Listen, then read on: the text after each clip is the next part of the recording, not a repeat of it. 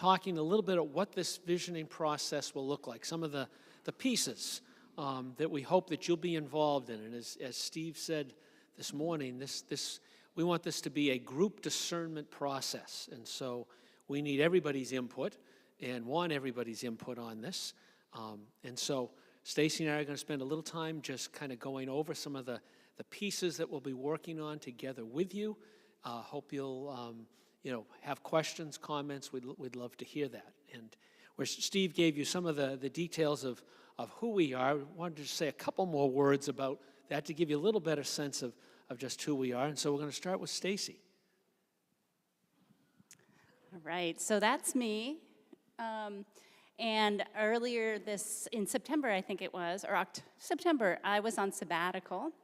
And one of the things that I absolutely love doing is going for long walks.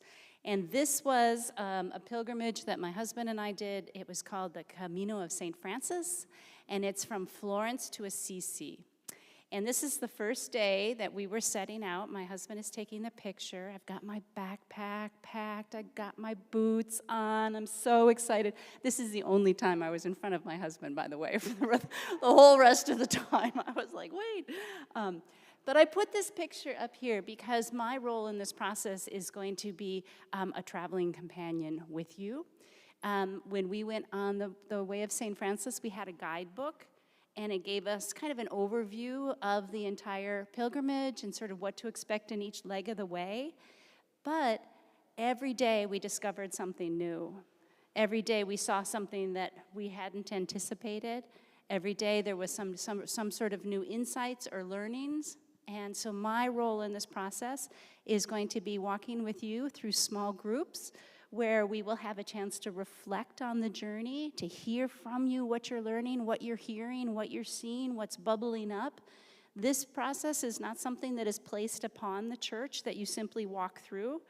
It is something that you engage in, and the spirit, the inspiration that bubbles up in your conversations together is what gets distilled as the vision going forward. And so I'm really looking forward to being able to walk with all of you and to be with you in person in small group or in Zoom in small group. And it will be a process of joy and discovery.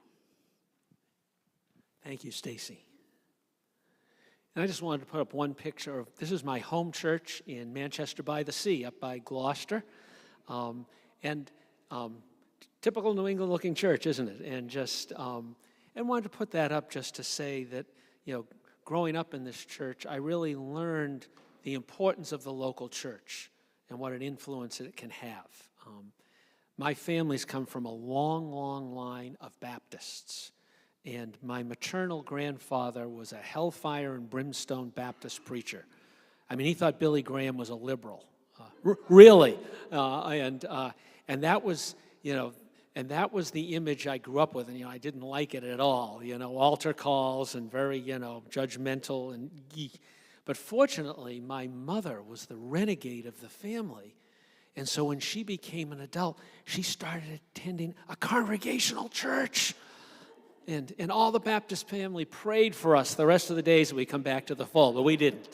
So this church is the place where I was baptized and confirmed and ordained and married in. So, and they helped me to form, my sense of faith and my sense of calling, and helped me overcome the idea that maybe I could do ministry a little different from my grandfather in a more open, more inclusive kind of way.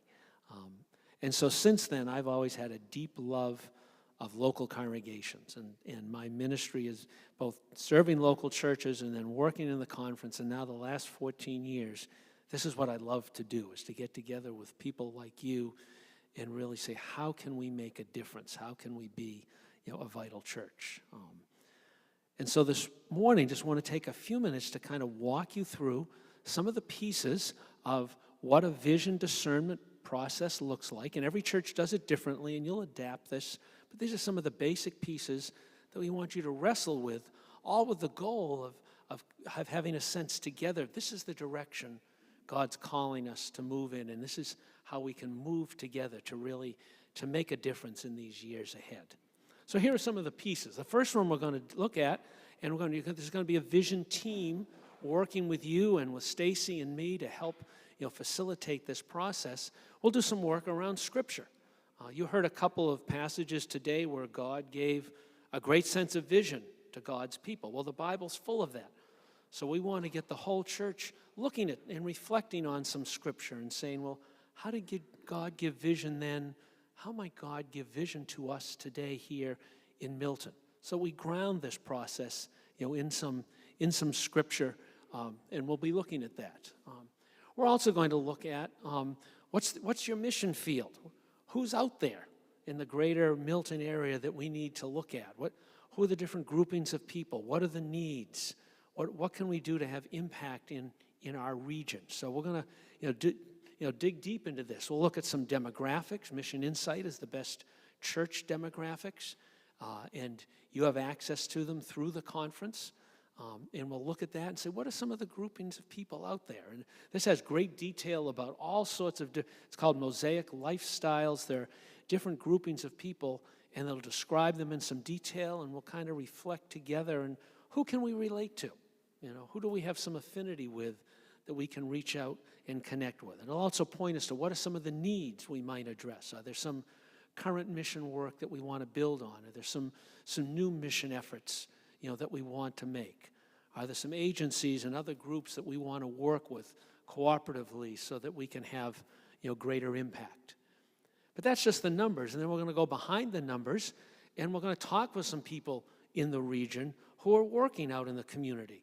So again, to get a deeper sense of what's the pulse and where can we connect? Because again, there's going to be many, many more needs and people than we can ever reach at once or connect with.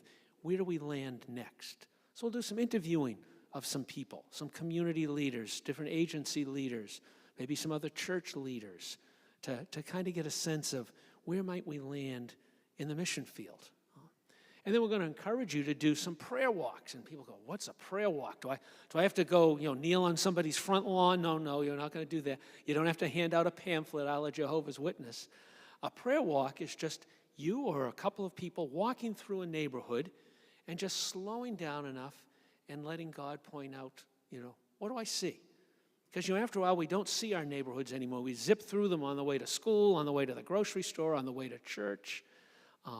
And we don't really see it. So we want to slow down enough just to say, what's God point out to me in this community? What do I see? And it just puts us, again, in tune with the Spirit. Because this whole process is a discernment process of discerning where God's Spirit is leading you. So, this kind of prayerful work, and all these pieces will help us just have a sense of God's put us in this place, in this region, in this town. Where do we go in the midst of all of this? Then we're going to spend some time, and again, the team is going to lead you in this, and Stacy and I will lead you in this, and we're going to involve you in all of this to really make sure we all have some consensus about what is the central purpose of our church. It really answers the question, why do we exist as a church? And that sounds like a very basic question, but often we don't think about it. We just kind of go along doing programs and activities, and we want to get crystal clear. And the goal is to be able to say it in one sentence. This is why we exist as a church. And so that every member of the church knows what that is, and when you talk with someone beyond the church, they say, what's First Milton all about? You can tell them the purpose statement, and it'll make sense to someone who doesn't go to church as well. So, as Stephen Covey said, the main thing is to keep the main thing the main thing. Well, what is the main thing? And so here's one example of a church I'm working with in Brattleboro, Vermont. This is their purpose statement. The purpose of their church, Center Church, is to be a faith community fostering belonging, believing, and becoming all that God intends. And that's becoming the litmus test for everything they do. Does it help us to belong, believe, or become all that God intends? And so we want to get some clarity around that. And again, that's going to happen a lot in small group discussion and wrestling with it and coming up with some drafts of a purpose statement. And your vision team will have to put some of those together and come back with a draft to you around that so that we're all pulling together in the same direction. It'll help us decide what we do and what we don't do. There may be some things that, no longer fulfill our central purpose, and we need to leave some things behind that we used to do and need to take on some new things. And then with prayerful work, with the mission field, with the purpose statement, with the things you're already doing well, we're going to do some dreaming together.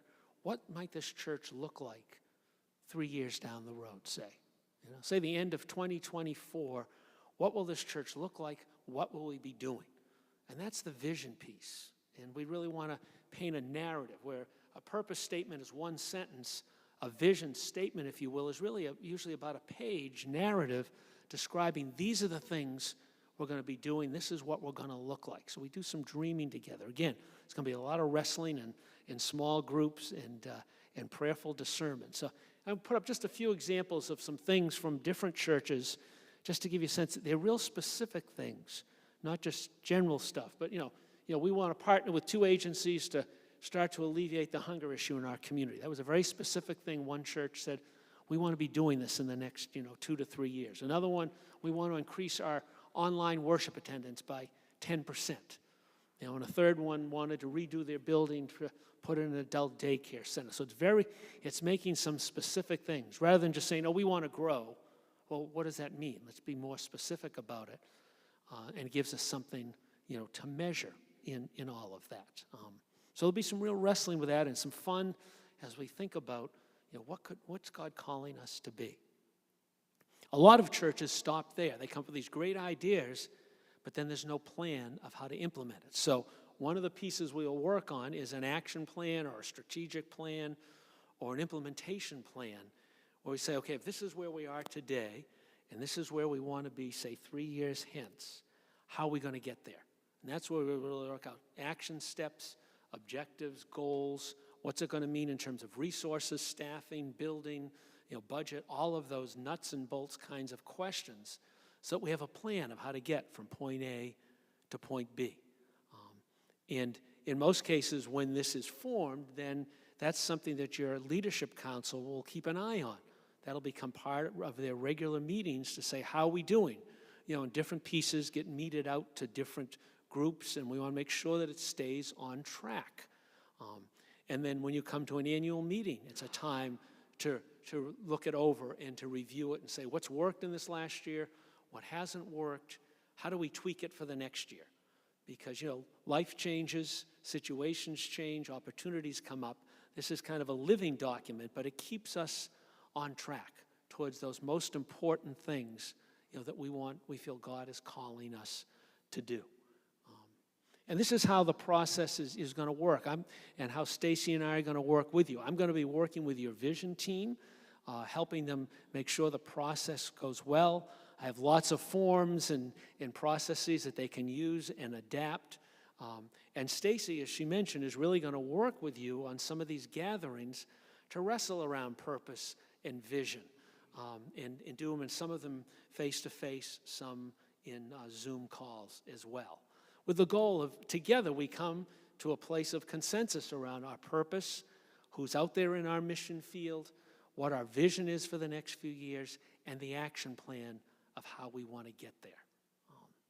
And when we do that well, and I want to remind you to sign up for those small groups. Steve has mentioned it, and please sign up. We're going to have some initial ones to get this ball rolling, and we're meeting with the vision team this Wednesday evening. So we're just getting started, but I want you to jump in on those. And when we do this well, this crazy-looking pyramid I have at you, all of these pieces pull together, and it brings excitement to the church, and it has us all using our resources to be the biggest blessing for others. So every church has a foundation of some core beliefs, that central purpose, and a sense of how do we grow in our faith. Those are all foundational pieces. And like any good house, then, it's built on that foundation, and then we set the direction of our mission field and the vision and the plan. And when that's in place, then we go to work, those top two, and that plan gets disseminated out to different groups and teams and individuals. And when we do this well together, it really does provide a lot of energy and excitement, and it helps us all pull in the same direction. And particularly right now, I think that's so important because, every church right now, after 2 years of COVID, somebody mentioned in worship, we're tired. Yeah, every church, it's been a drag, hasn't it? This has been a weight on us for 2 years. And we're still trying to find out, who's with us and who isn't at this point, And after being scattered for 2 years, and many churches are discovering, well, maybe we have some fewer people or a little less energy right now. All the more important that we do the things and use our resources that will have the greatest missional impact, that will make a difference in people's lives and a difference in your region. So that's a kind of quick overview, and I'm going to stop there. I'm going to stop talking and say questions, thoughts, reflections. This at least give you sort of a foretaste of the kind of things we're going to be delving into. Okay. Okay. Yeah, that's a great question. It varies from church to church, but anywhere from 6 to 12 months, depending on the pace that you go. And again, with summer there in the middle, often we'll get some work done this spring, and then maybe have a little less in the summer, and then try to do the rest in the fall. Something along that line. With people still scattered, sometimes it takes a little longer, so we have to do more Zoom meetings. It's not like everyone can be here for a second hour and we work on a whole piece. It's often, we got to have 5 or 6 of these calls to get to that piece. So sometimes it takes a little bit longer that way. And again, it's an investment in your future, and that's what we're really asking you to do. Yes, please. Is this being discussed with our youth programs, so our teens and middle schoolers have an opportunity to meet and do a Zoom meeting or an in-person meeting to gather their... Absolutely, yes. That will absolutely include the youth and kids as well, because they have some of the greatest, dreams and visions, and we want to have some of that energy too. And, obviously, particularly for all of our churches, the last 2 years we've learned a lot about technology, haven't we? And our younger generations have grown up with it. I kid every church. I said, pray for that 18-year-old who can do all your technology, because they breathe it, and they can do in 10 minutes, which takes some of us, 3 days to do, right? So most definitely, we do want to capture that. Yes? So I feel like we did some of this the last time that we went through search. Are we going to get started with our current mission statement rather than reinventing the wheel? Sure, we'll build on all of that. And of course, also building on all your strengths already that you already have. It's not like we're just starting from ground zero. You're already doing some wonderful stuff, and we'll build on that. Absolutely. Yeah, you bet. Because there'll be some pieces from that vision you're going to want to continue to pull forward, and some new ones, particularly with all the changes that have happened in the last couple of years.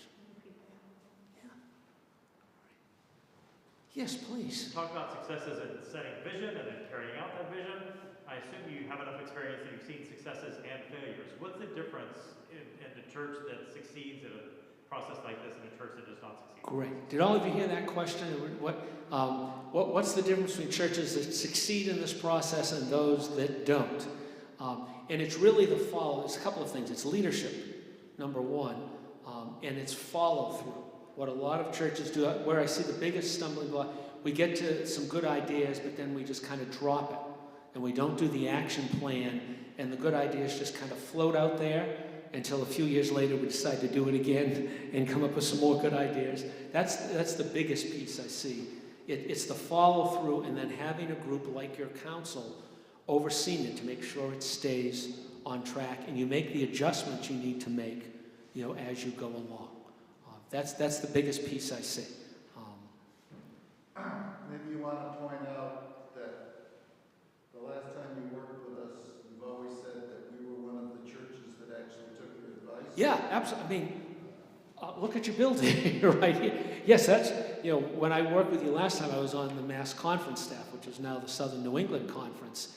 And I said that in one of the conversations with your deacons or council, that it was such a delight to come and work with a church that, wrestled with it and then actually did it. There are lots of places I go where, that's a nice idea, but now that seems like too much change or too much work, and they just kind of, let's just keep doing business as usual.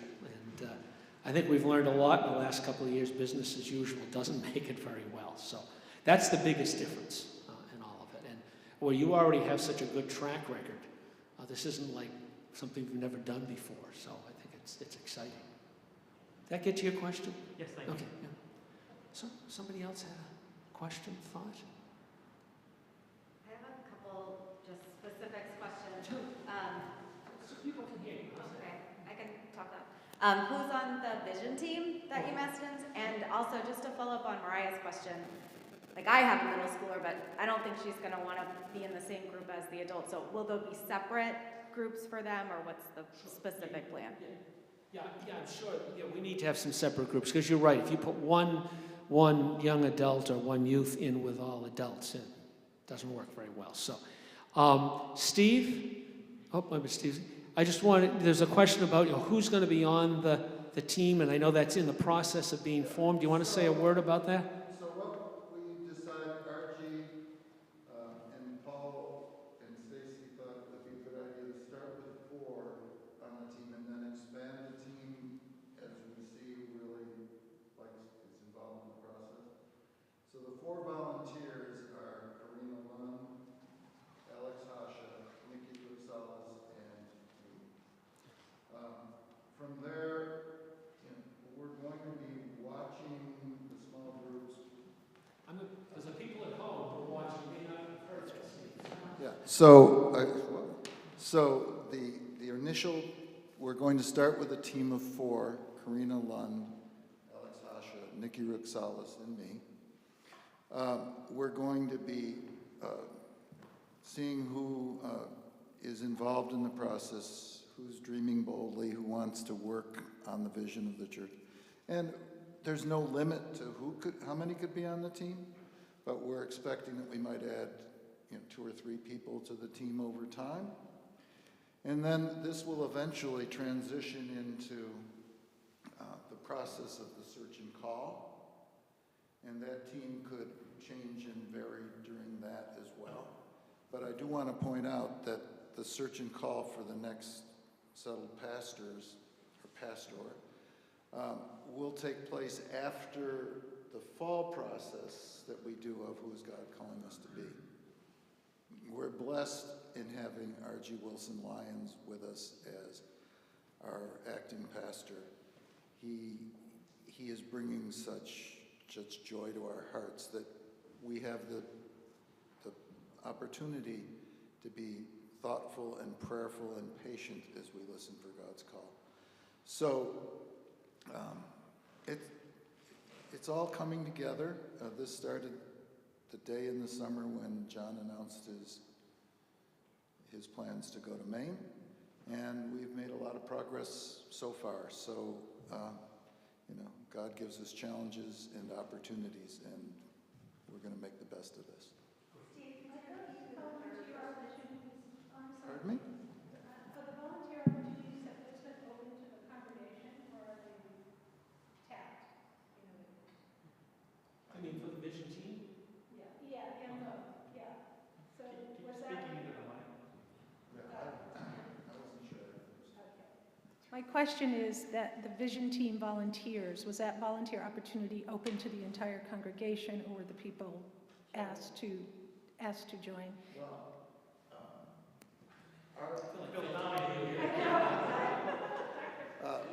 RG and our advisors suggested that we try to select a kind of a diverse group just to start, and then allow the team to grow from there, as opposed to trying to poll the entire church to see who'd want to do it. And by the way, anyone who wants to be actively involved need only to raise their hand. Okay, this is anything but an exclusive. We will be glad to put you to work. I just missed the third name. Could you say the people on the committee one more time? I missed the third. Okay. Karina Lund, Alex Hasha, Nikki Rixalis, and the old guy. And I just wanted to say a word about the team. Just the work of the team is to, obviously, to keep the process moving. So you asked a question about time. We want to be deliberate in terms of making sure we're thorough, but we also want to keep it moving along so it does not drag. And the role of the team really is to be prayerful, to be really good listeners, to synthesize a lot of the feedback they hear from the congregation and put that into a form that they can give back to you. What are the major strands they're kind of hearing? So it really takes that kind of discerning, prayerful, synthesizing, kind of work that the team will do. Along with just some nuts and bolts of putting together the meetings and, the schedules and all of that. One of the things that, I don't know if this is a suggestion, I always feel like my words are swallowed.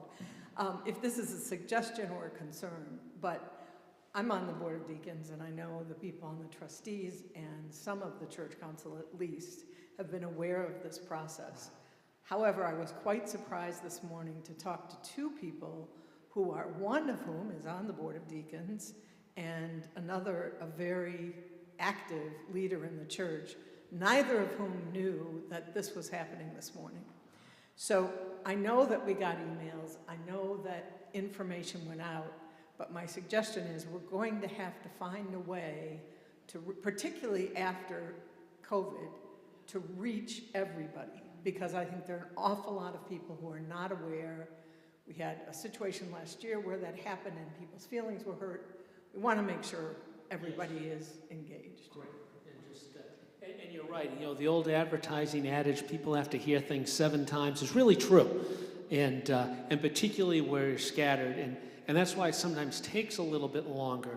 I showed you the purpose statement from Center Church in Brattleboro. It took them long. They had a group of people who did not even have internet because who lived in rural places, and they had to do some phone, conversations to get them involved. So yeah, it's going to take a lot of that work. Did you want to add to that, Steve?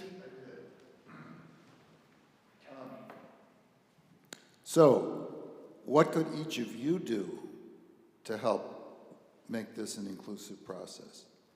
And I think you should look around, envision the church 2 or 3 years ago, envision people that you love and care about in your community, and then ask them personally, would they be willing to participate in the process? Invite them to a small group, okay? Because that's where it all begins.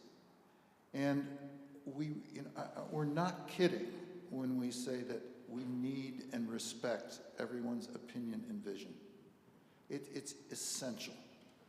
So I can invite people, we can stand up here until Kingdom comes and say, please sign up for a small group.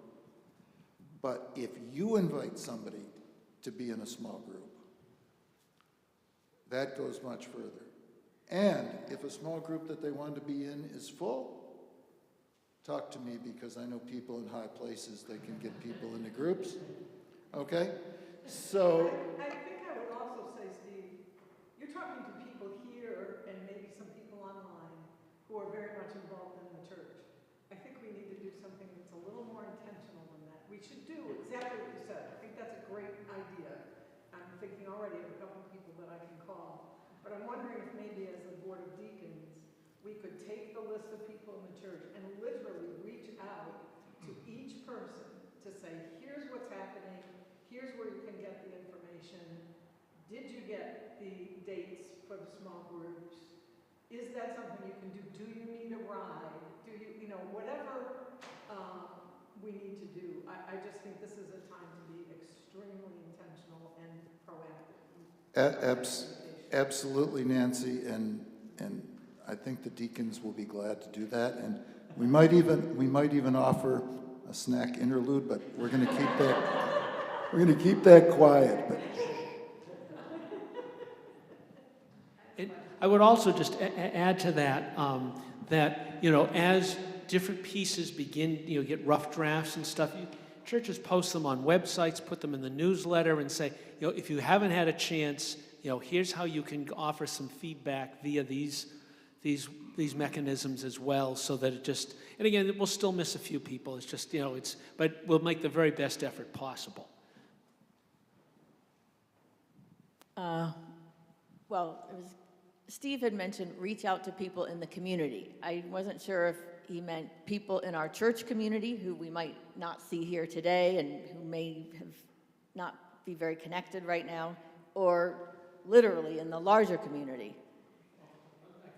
I can jump in. Obviously, in terms of, working on your purpose and vision, we want as much of the active membership of this church as possible. But part of figuring out the mission field, obviously, is to talk with some people in the community who are working with various groups or on various issues that we want to address, and get some feedback, from them. So there's places to talk with the wider community, and other places where we need to talk in-house, if you will, and wrestle together and discern. Maybe I'll just stand right here. You all realize we do have an online congregation, right? And we want to also make sure that we invite all of those people, some from the Milton community, but some in remote areas, to join in this process as well. So, be creative, be thoughtful. If you know people who are thinking about looking for a Christian community, we'd love to hear what they have to think. It's non-binding, but we'd love to have them involved. I mean,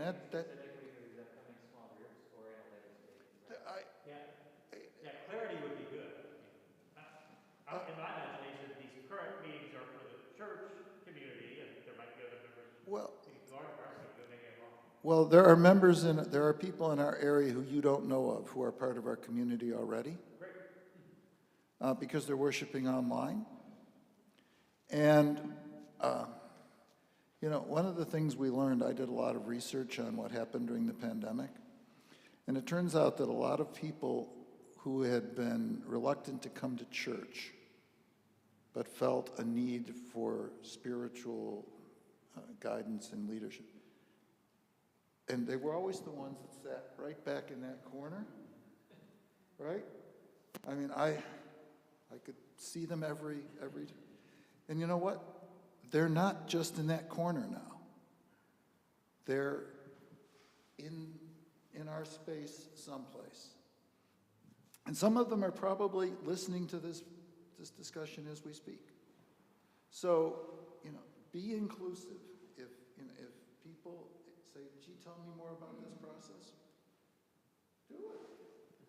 do it. And to all of your points, that most churches that are doing a vision discernment process today are very much also looking at this online piece. I mean, that's one of the silver linings of COVID, hasn't it? It's opened up a whole new mission field for us. And how do we make sure that's part of our ongoing ministry and mission, going forward? And what do we need to do in our vision and in our action plan to really keep expanding that ability?